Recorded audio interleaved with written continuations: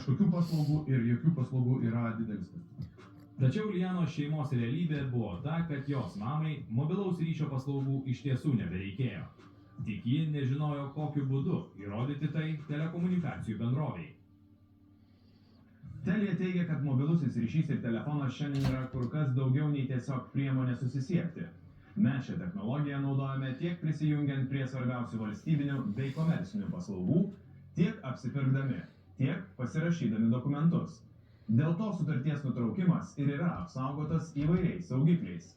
Pasak Telia atstovo, tokia apsauga ir sutarties nutraukimo taisyklės neatsirado iš niekur.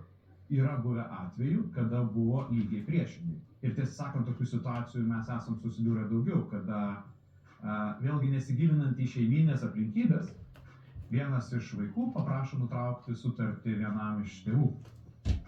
Ir paskui paaiškėja, kad tėvai visiškai su tuo nebuvo sutikę. Tai čia šiuo atveju turim, kaip sakyti, teisinę situaciją. Ir taip, kaip pasielgė Telia konsultantai, jie iš principo elgėsi grinai pagal procesą.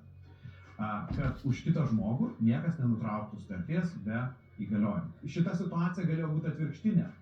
Mes galėjom, pavyzdžiui, turėti problemą, su kuria jūs atvažiuotumėt pas mus, nes mes leidome kažkam nutraukti sutartį, kur vėlgi nebuvo jokių įgaliojimų, kur vėl buvo atnešti kažkokie gydymo įstaigų pažymos ir mes nutraukėm sutartį be to žmogaus leidimo, o tas žmogus galėjo būti visiškai kitoj situacijai, negu mums buvo sakoma, ir jis galėjo, pavyzdžiui, staiga netekti ryšio, galbūt būdamas ligos lovai, galbūt tas ryšys jam buvo reikalingas tam, kad jisai, kaip sakyt, kritinė situacija išsispręstų, kur jam kilo. Tai mes dabar kalbėtume, kokia yra ryšio tiekėjo atsakomybė nutraukti tą sutartį.